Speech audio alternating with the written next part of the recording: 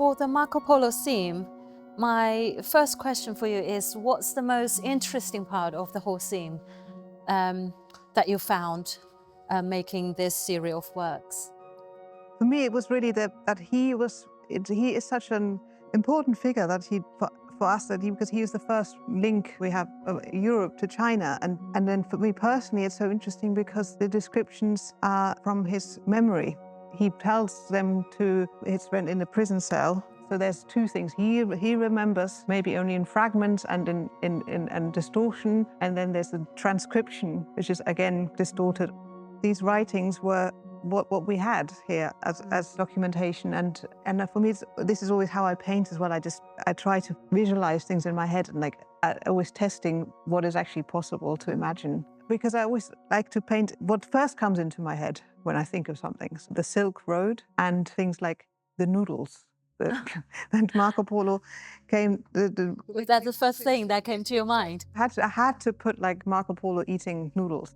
Him traveling, the journey, Yeah. and of course that's also always very painterly, because as you're painting, you're traveling as well. Yes. And so I was traveling alongside, and painting from my imagination allowed me to just sort of hover over his journey like from a different perspective. Because I was listening to the audiobook of the travels of Marco Polo as I was painting, the description of the Kublai Khan receiving the gifts of white horses. So that was like an image that I had to include, like so the white horses being given to the emperor, and Marco Polo witnessing that. And I painted also his description of paper money, which he'd never seen before, with the silkworms transforming the white stuff inside the bark of the mulberry tree into threads that were then pressed into paper.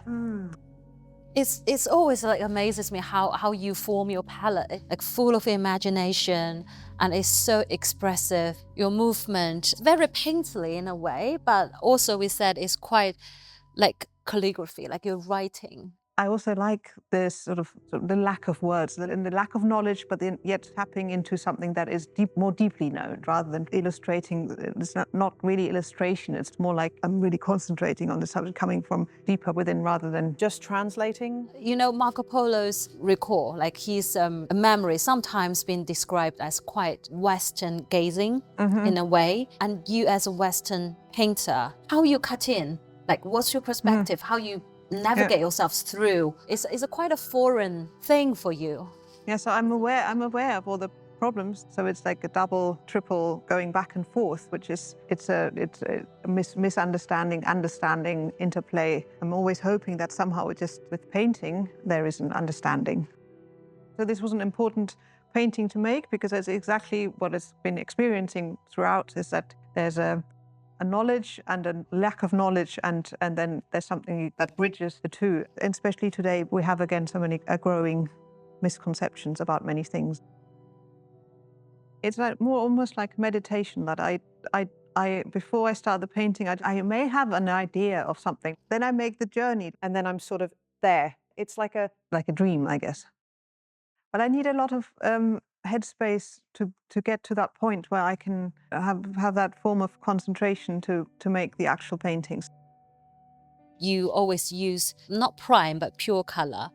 How you pick up all these colors to actually go with the story? The colors, they do what words can't really do. They are bringing elements together and joining things that are in space and time, and often they don't settle. That's kind of what I'm interested in as well, that nothing is solid. Everything is always moving. Within a very close distance, you see all this color, the pigment smudges into the oil that you use to bind them like this. It's very much like Chinese paintings, like the ink paintings that we have. And in Chinese, we said the ink is very expressive. Even it's black, but it has different shades of black, and it can be very poetic in a way. So I see some of that when you paint that dramatic scene. It's very concrete. You see a lot of energy and strength in it. When you paint, do you think about three dimension?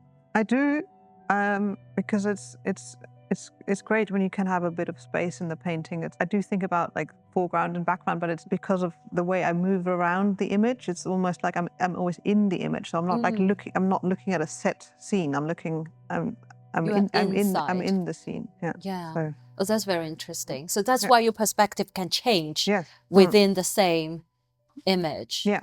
I also want to ask you about that's yourself. Yeah.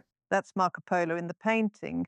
I'm sailing. Oh, you're sailing. Yeah, and Marco Polo's So in the, it's like in your mind, you Yeah, sail to him. I'm sailing, and it's yeah, the sail, and he's like on my sail, like he's the inspiration for travel, I guess.